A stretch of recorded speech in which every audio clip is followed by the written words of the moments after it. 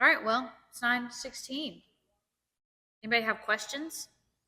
Or do you want me to just talk for a while? Yeah. Give an opening statement. Give an opening statement. Since we haven't seen those minutes. They're on there. I saw it. I ran them both. Not this, you can't see August minutes until they're approved. Well, now I have to go look at the vestry agenda. I'll tell you, I'll ask a question. Can I ask a question? While I wait for my email to come up. I did receive some feedback that perhaps you would prefer, you being, this person was speaking, of course, on behalf of many other people, as they so often do. Would you like to see the vestry agenda prior to the meeting? You actually have the agenda. For this meeting? For you sit down for information. On Thursday, which was after the vestry meeting. Yeah. Would you all like to see the vestry agenda prior to the meeting? Sort of as like a way to determine if it's like, oh, those are topics I want to chime in about or I have interest in. So Yep. I might attend that vestry meeting. Yep. Yeah. Yeah. Someone who loves the vestry agenda, but that's me.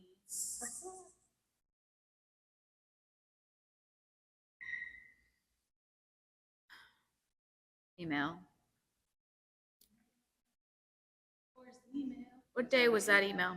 Thursday. I immediately got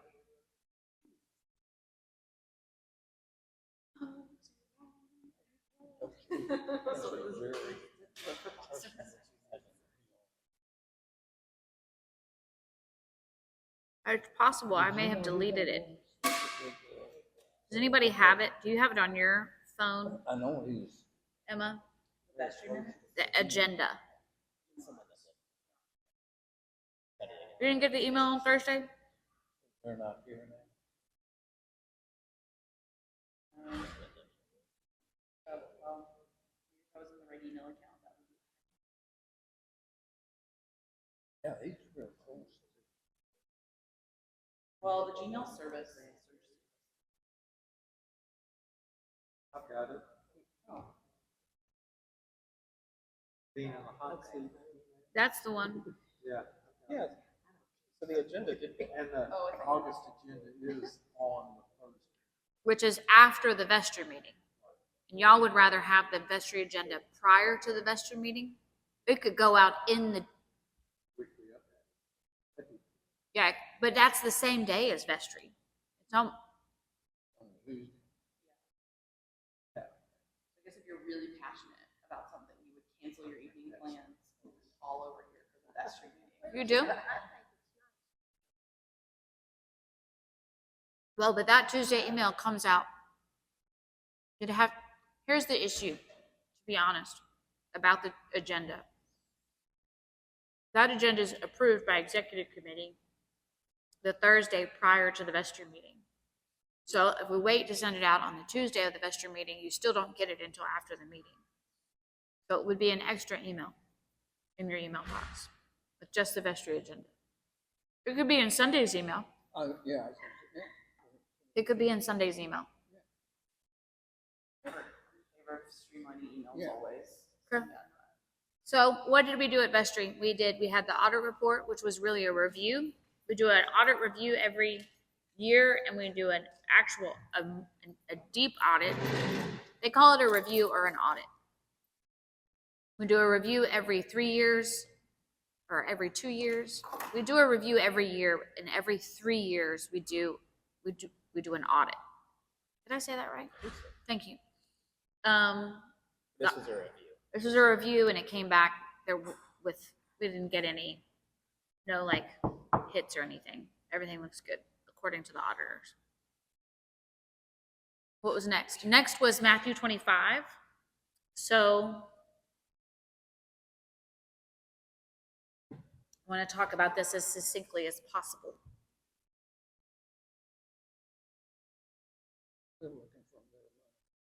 So 2 years ago, when we had Bliss, the question was how much of the Bliss money would go to Matthew 25. In the middle of all of that, Matthew 25 approached the vestry and requested 10% of our operating budget, which had never been done before, and of which we do not have the capacity. We run a deficit budget every year, assuming that we're going to take off the endowment. So in response to that, the vestry agreed to give the Bliss dollars, all of them, to Matthew 25. So then we won't have a Bliss again until the spring. May the 1st is the next Bliss. So this year in the budgeting process for 2024, I made the proposal to the vestry that we create 2 funds. They're not endowments, they're restricted funds that people could support. That people could, oh, awesome, thanks, Missy. Yeah. That people could support. And one of them would be a property fund. So the primary reason for our deficit is property and staffing. So if we're not gonna, if we want to cut the deficit, we have to cut what we spend in our property and we have to cut what we spend on staffing. And the vestry wasn't willing to do any of that. So we need to have access to funds in order to respond to our property needs. For example, just this last week, one of the HVACs in Hodges gave up its last breath. And its replacement's going to be about $5,000. In addition, we have a bill for work that's finally been done by our security company. It's around $6,800. Our property taxes are coming due. Those are about $8,500. So those are bills we have to pay. So I suggested that we create these 2 funds. People could give directly into those funds to support our immediate property needs because of our deferred maintenance and just the expanse of our space. And we could create a second fund that would support Matthew 25. So people could give to them directly, and you wouldn't have to be dependent on Bliss. The vestry decided they liked that idea, but we wanted to wait until the spring before we kick off any sort of fundraiser for that. My guess is that'll be in line with Bliss, to be honest. And we also decided we're selling Botsford House, which is the house on the other side of the playground. And the sale of that house will go towards our property deferred maintenance. So as the vestry is doing this discernment around how much money would we need to raise into those funds for them to be able to adequately support ministry, we invited Matthew 25 to give us a budget for the ministries that they currently support financially. That's all ringing true to you, Vicki, because you've been in those meetings. Thank you.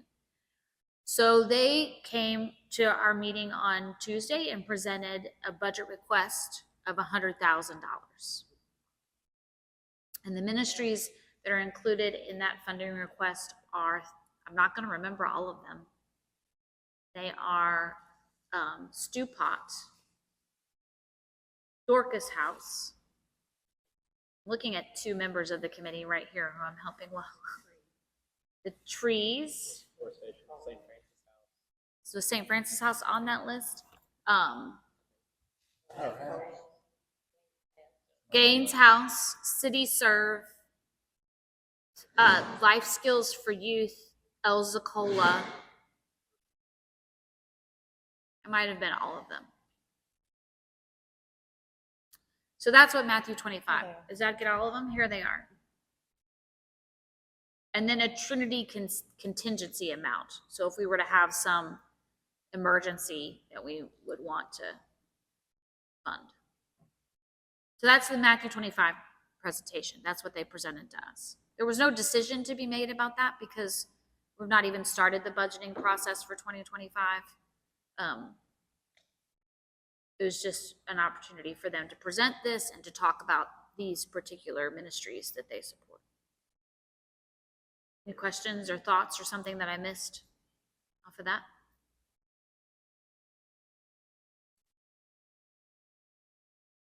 Sissy, you look like you were going to say something and you changed your mind. I think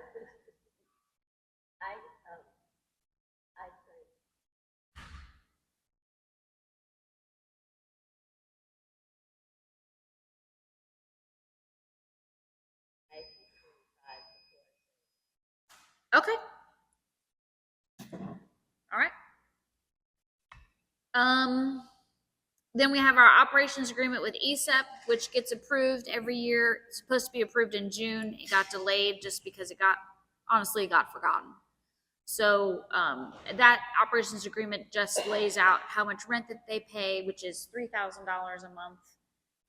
What do they get, and what rooms and buildings do they use? That space across the street has been added. The rent did not go up because they've invested about $20,000 in those buildings across the street of their own money. So, any questions about ESEP?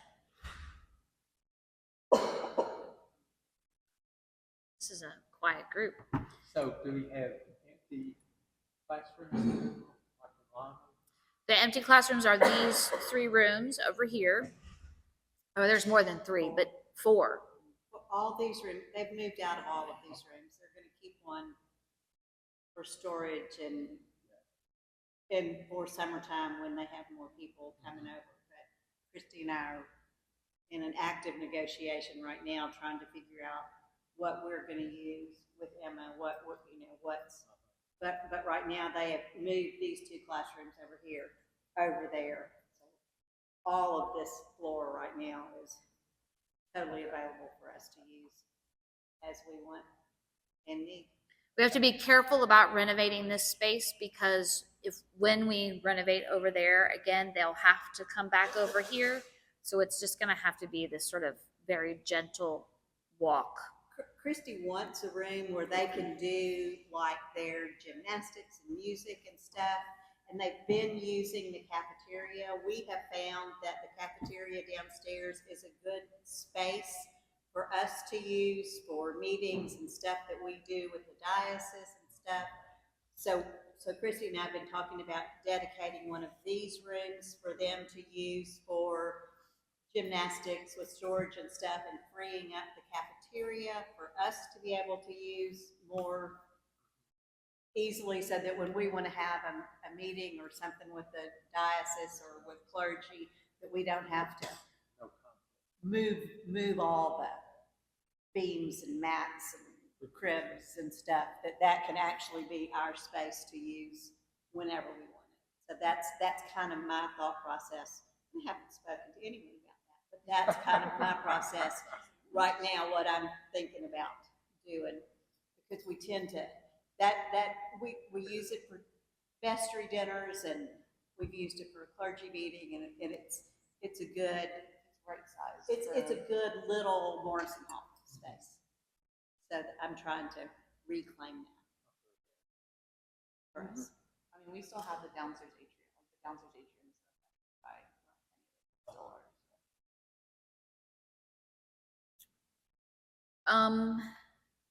I don't remember what you said at Vestry. Do you? What did you report? I talked about, I think 3 things. One, formation for all ages is kicking off starting on September 8th. We'll have classes on September 8th with our kickoff celebration. And all of the weekday formation things will start that week as well. Except Koinonia starts the week before. Yeah, I didn't say Koinonia will that. be next Wednesday. Yeah. For the 8th. So formation starts on September 8th. Then I talked about some of the responsibilities I've taken on in Lisa moving to Missouri. That I've taken on some pastoral care admin work and then some volunteer scheduling and things. And between the 2 of us and Peggy coming on board, I think we're still grieving Lisa not being in our midst, but at least from the structural checking things off list of the transition, I think so. Any questions about any of that? Formation, pastoral care? I would just like a brief question on the pastoral care. How is that going? We had different avenues of our administrative pastoral care. What is the? I mean, I can say what our focus has been these past 2 weeks is some of the infrastructure that we use, the software that we use that keeps us accountable and in the know about all of the tasks that we're doing for pastoral care, making sure that that transition happens, and making sure that the people that are reaching out to us, we have a chance as clergy members to keep in touch with them. The rounds of funerals and hospital visits that come up, making sure that those are being covered. For people to, those avenues for members of the congregation to be involved, that's something we're still discussing. And we have a meeting, right, that's coming up to talk about that and to lay everything out. Yeah, so that's September 11th. 11th at 4:30. 4:30. I think we're talking about all of it. Yeah. So come to that.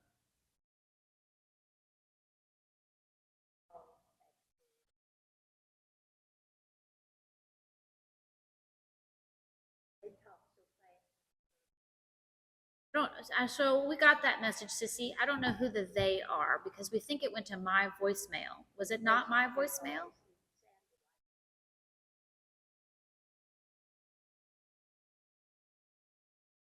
Could have been my voicemail. Slow down. They go to a church phone? It did.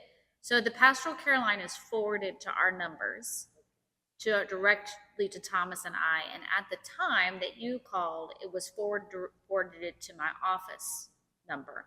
But now it's forwarded to my cell phone.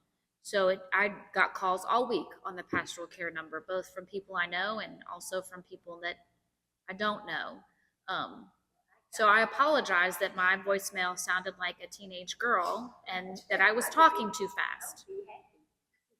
So I just thought of someone calling because they were distraught. It would be very good.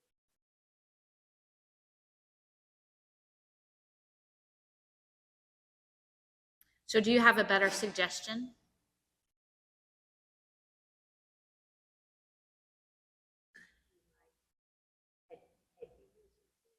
Yes, I listened to my voicemail. To myself on my voicemail. Yeah, I've listened to my message. Well, right, if you call today, it should still come to me. If you call on tonight at before Thomas goes to bed, you'll get Peggy's voicemail. You'll get her cell phone.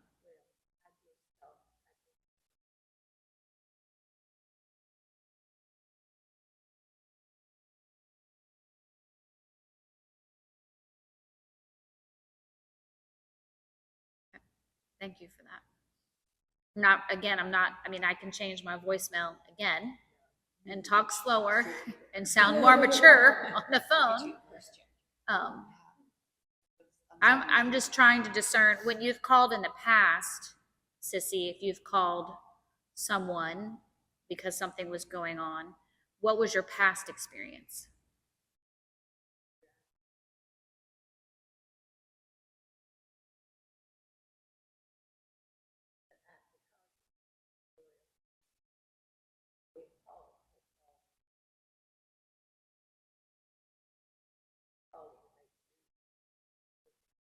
It did. Julie called me the day it happened.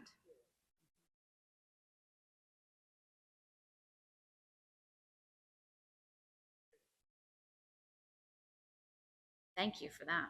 Yeah. I think someone had also called to make sure we knew about Michael Jones's father, and I want to assure everyone that Thomas and I talked to Michael and Patty almost every day while he was dying. And Michael was at church this morning, and the service for his dad was on yesterday, which was Saturday. Sorry, I'm having a hard time remembering what day of the week it is. It was on Saturday, and he said it was a lovely service, and they were very grateful for the care they received there. Yeah, he was Methodist, I believe. Michael's dad. Yeah.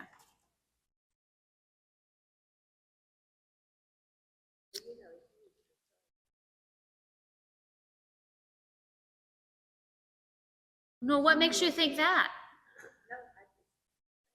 No, in fact, you've called me and texted me on my own cell phone before, and I've called you about things before. Absolutely not. Our door's always open and want people to call all the time. I just am a little distressed that you called and you were so distressed by the voice you heard on the other end of the phone that you weren't willing to leave a message there. And I'm trying to get at the heart of what was going on.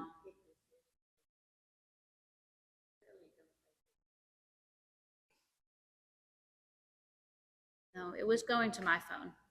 Thank you, though, Beth. Yeah. I think it's not a bad instinct though to think, oh, someone cracked a vertebrae. So the church might want to know about that. Like that's a good instinct. Yeah. We want that shared pastorally. Absolutely. And that's also why so many of you all, and if you don't have my cell phone number and want it, I'll give it to you right now, is so that you can call me directly about anything at any time.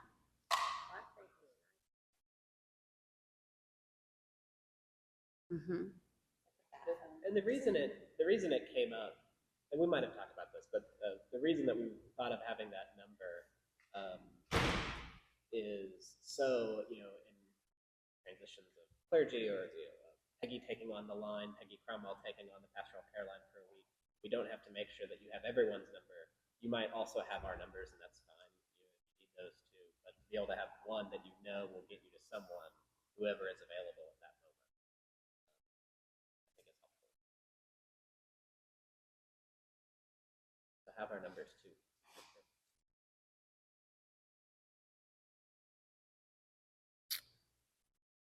Underneath my report, there had been some, City Serve is one of the organizations that we are talking about partnering with Matthew 25. The City Serve is an organization that is a national organization. They have satellites all over the country, and they somehow partnered with large sellers of consumer goods like Amazon and Wayfair to collect items. Sorry, what did you say? Did you say Walmart?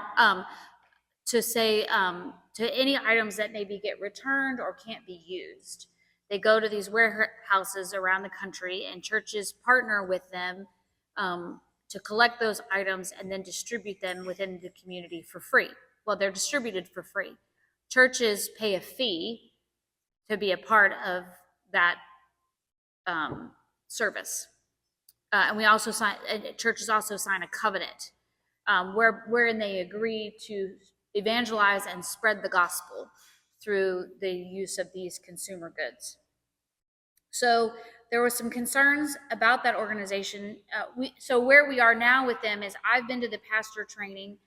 David Turner's agreed to be the liaison to City Serve, and we're waiting for a liaison training for David before anything else can happen next. And David's been in touch with them directly about that.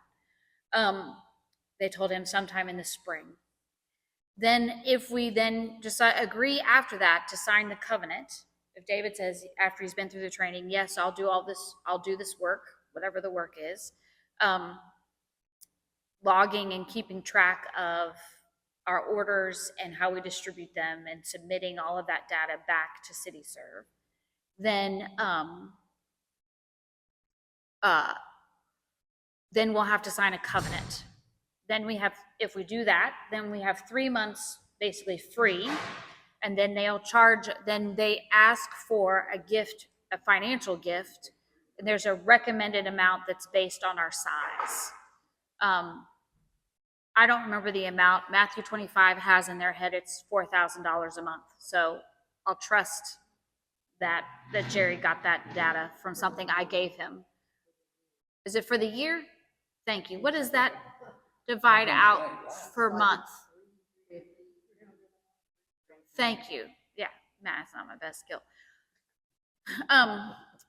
So some concerns came up from a parishioner about that organization, City Serve, and their other partnerships with other organizations. And so in the interest of full disclosure, Melanie's, our senior warden, wanted to bring those to the whole vestry to have a conversation. And I'm grateful Greg is here. Where that conversation ended is basically that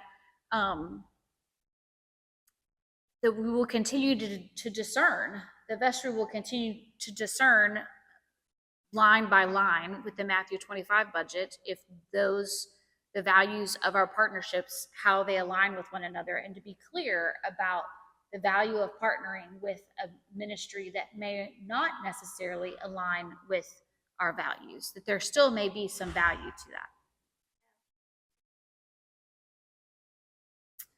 So, for example, I don't want to speak about City Serve because I don't know enough about them to be able to speak to that. There are none of the, so, and I don't want what I say next to sound like I'm talking about any community partnership that already exists. It is possible that there could be an organization, for example, connected to the Southern Baptist Convention that does not ordain women and does not see women in ordination as having authority. So that would be a partnership that doesn't align with our values as the Episcopal Church. And so the vestry would need to decide if we wanted to fund that partnership, knowing that that value doesn't align with our value. I have not. That's why discernment really matters, right? So I have been in partnership with churches that don't ordain women and don't see women as having authority. I'm in those rooms for a reason. So I think that there can be value showing up in a room where it would not necessarily be welcome. I just don't think we do that in a vacuum. I think we do it as a community. We discern that together. We don't just decide. I don't get to decide. We as a community decide.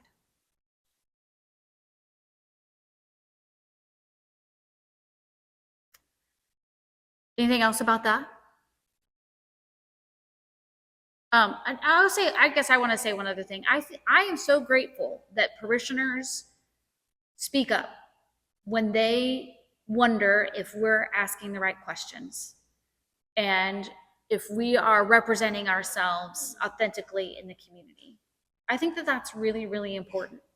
And so I'm so grateful that this parishioner chose to say something and invite the conversation with the vestry, because I think it again helps us get more and more clear about the things that matter to us, and to be able, it's easier to let go of the things that don't matter.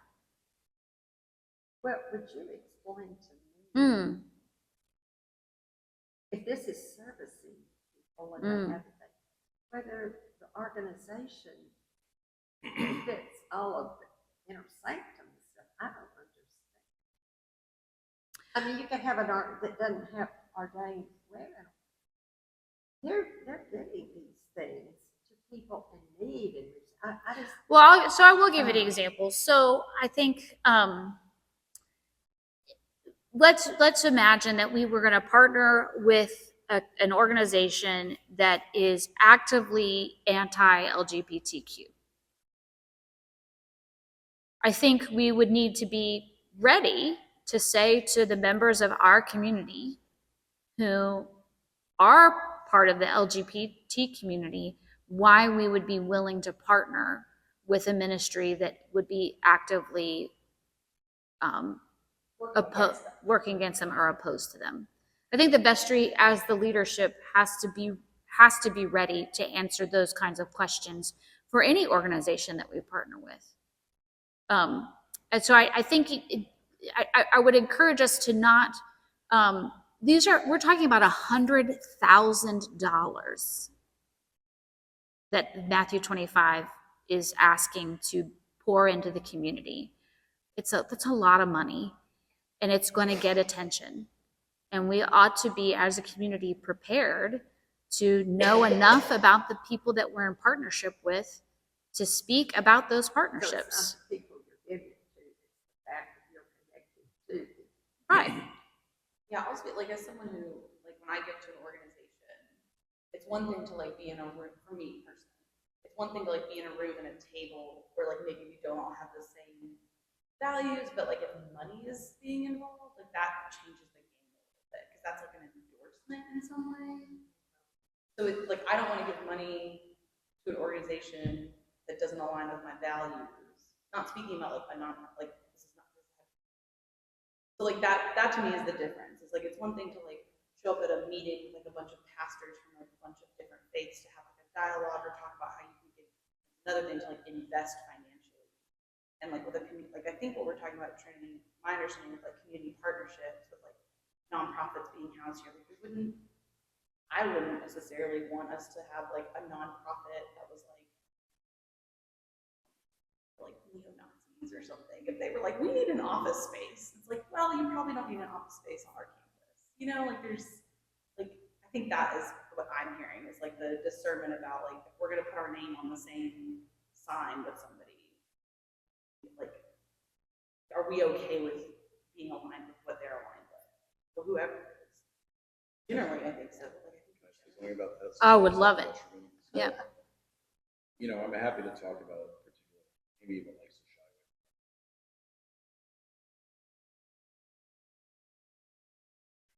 In general, I think there are other considerations. So, of the various organizations, St. Francis has probably the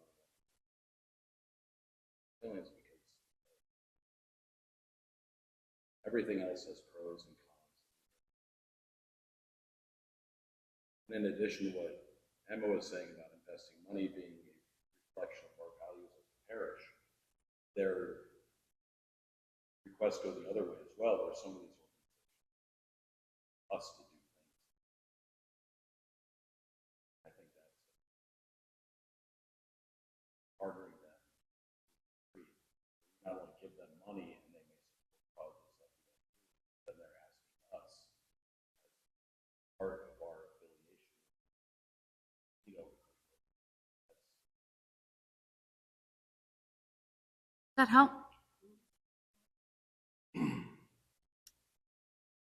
The next thing, all of the staff did self and peer evaluations with one another. And then a mutual ministry review was done between myself and the vestry regarding mutual expectations. It's called a mutual expectations review. So I went off and I wrote down what I expect of the vestry, and several of the vestry members wrote down what they expect of me. We put those lists together and talked about them. And if you want to see those, or you want to see any of the staff evaluations, you let me know and I will share those with you as is appropriate. We do not use staff evaluations when we think about raises. I know that that's an old, there are many organizations that do that, and that it's a very traditional way of using evaluations, but that's not how I use them. The staff and peer evaluations were based off of strengths in ministry and how can we grow our strengths as a staff team. Every single one of our staff members gives wholeheartedly of themselves to this place above and beyond what is asked of them. So we will always give them a raise as we are able to, based on our deficit. In addition to that, the vestry had asked for job descriptions for the subdean, as well as for if we were to hire a third priest in pastoral care. And so I had shared those with them. Again, this is a public document. You're more than welcome to see it. Let me know and I'll send it to you in an email. And they decided on Tuesday that they would like for us to advertise and hire for an associate for pastoral care. So I've already spoken to Jason about that, and it will go out in the communique and to the Episcopal News Service. It'll be a national service, a national search, and we'll see what kind of response that we get. If you have a priest that you really love that's somewhere else other than here, and you would like for me to reach out to them personally, I would be more than happy to do so. There has been some questions have come to me about how likely is it that someone would want to come to the cathedral knowing that I am in a bishop's search. And I would say to that, I guess we'll find out what happens. We don't, you miss 100% of the shots you don't take. So we're better off putting it out there and seeing what kind of response we get. Never know what might happen. I'll also say that there's been, of course, I think I've said this before and I'll keep saying it, a strong request that we hire a mature male priest is what has been said to me. And by the word mature, I think what they mean is age. I don't know if, yeah, I don't know that, yeah. And again, I would not turn any application away from anyone based on their gender or their age or the color of their skin. So I look forward to seeing who sends their name to us and is interested in coming to here and to be a part of our cathedral. And we've got an assistant choir. We did. Thank you. Yes. Well, that was quick. It's been about 6 weeks. Well, if I may, Colin said to me, well, I guess we just won't have an associate next year. And I said, why? And he said, I just don't think we can find somebody. And I said, well, why don't you just advertise for the position and see what happens? You miss 100% of the shots you don't take. And Jerry, you want to talk about Jerry? Talk about Jerry, please. Sure. I got to be a part of the initial interview process when we were talking with someone over Zoom, and I got to meet with him as several other people when he visited in person. He's just an incredibly kind, sweet person. I think y'all will really get to enjoy getting to know him. What's really interesting about him to me is he has been exposed to a lot of different levels of congregational music making. He was raised as a chorister in New Haven, Connecticut, at a church called Trinity Church on the Green. It's a beautiful church with this enormous chorister program. But it's very much a really good parish chorister program. This isn't like St. Thomas, Fifth Avenue, where they all go and live there, and it's kind of a unique kind of program. No, this is like very much like what our program would aspire to be. Just a really good congregational chorister program. He grew up in that. I think like the head chorister in that when he was an older boy, studied organ there, went to Juilliard. He and Colin crossed paths. He went to a great school in Indiana, and then he was an organ scholar at Truro Cathedral, and he led the chorister. He taught choristers there, so he's seen as a chorister himself in a great parish, singing in these massive 6 evensong a week cathedrals in England. It's just a huge range, and I think that will be really interesting. And he's so nice. He's really into trains. Yes. Oh. So we're hoping I like we're hoping he'll have a train in his office. Trains. Like model trains. Yeah. Also live trains. In fact, at dinner, when we were at dinner together, we talked about all kinds of things. And then I said, well, tell me about why you're interested in trains. And his whole face lit up. And he was like, well, I have this kind of train and this kind of train. And then I was like, oh, this is great. I'm going to learn some things.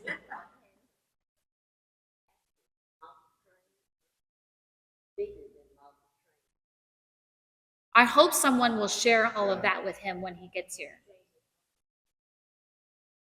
Yeah. And the real trains, we have a trains.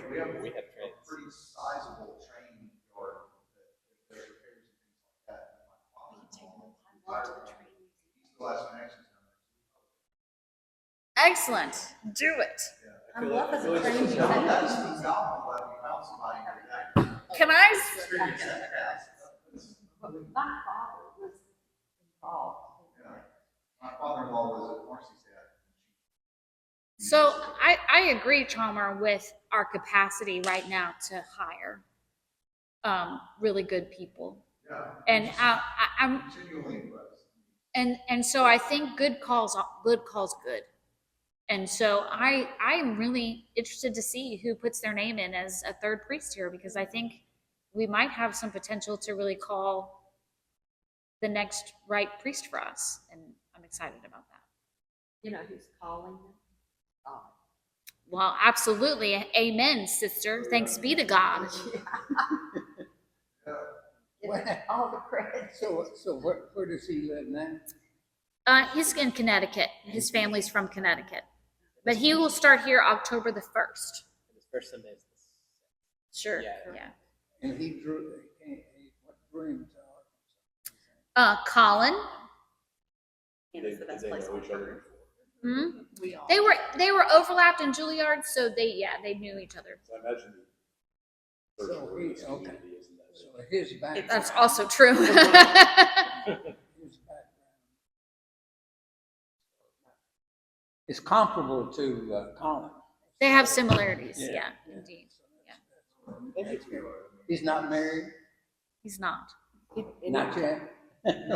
He talked about, and Colin can speak to this too. I think Colin speaks a lot of this. That like even having weekly Evensong here is a huge draw for musicians.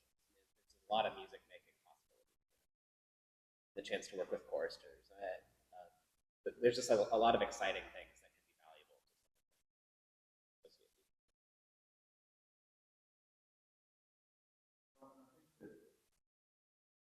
that really should let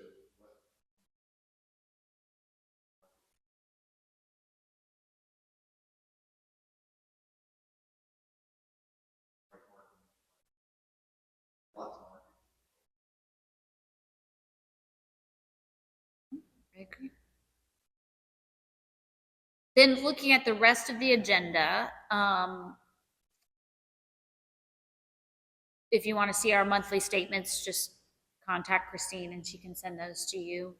I don't know why the staffing budget was on the agenda that way, because we didn't talk about the staffing budget. DDP loan application. So we still have a loan on the buildings across the street, Spring Street buildings, related to the closing of the Cathedral School. I believe the total of that is around $370,000. That mortgage has reached its balloon, which means we went from paying below the prime rate to above the prime rate. So our mortgage payments have gone up about $500. DDP is a diocesan development program. So they have a fund that makes loans to parishes to be able to do capital projects in order to open up the possibility of ministry. Beth, I know, knows about DDP loans. I feel like I could have had a V8. I wish we'd applied for one 4 years ago when I first got here, to get us out of this mortgage that we're in. So we can apply for it now. It doesn't go away. The hope is that by applying to the diocese, they'll take over it'll turn into a loan with the diocese as opposed to a mortgage. So those buildings will no longer have to serve as collateral for our debt. And then the prime rate for the DDP loan, the DDP is 4 points below the prime. So if prime's at 8, we pay 4%. And so it'll never get above prime. It'll always be below prime. So we'll go back to a better interest rate. So Executive Council meets September the 24th. It's a Tuesday. So this will all get presented to Executive Council at that meeting. And they've never approved a loan of this size before. So we don't know what'll happen. But again, we miss 100% of the shots we don't take. So we're going to ask and see what happens. So Jim Harvey, I believe, better than Vestry in that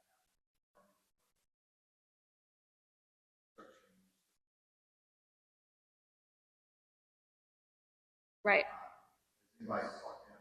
He's on the vestry. Yep. Is that the only Good morning. debt that we owe on any of the property? That's our only debt, correct. Wouldn't it be nice to have a burn the debt party? Anybody wants to make an extra gift to pay off the mortgage? I'll be happy to take that check. Trinity Episcopal Cathedral, memo, pay off the mortgage. Start over again. No, we're not gonna get any more debt. We don't need debt. But if you don't have that, then you get on your laurels and think everything's okay.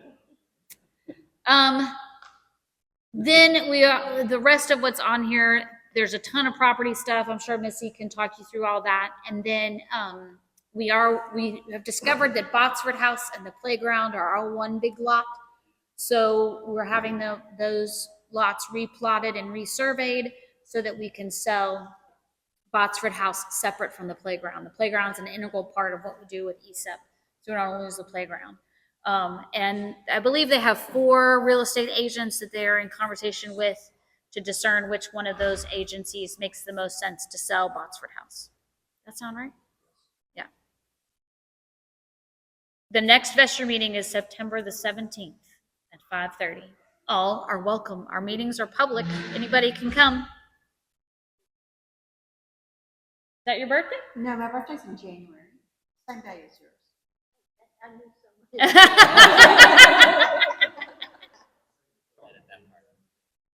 Yeah. Anything else? Anything we didn't talk about that you were hoping we would talk about?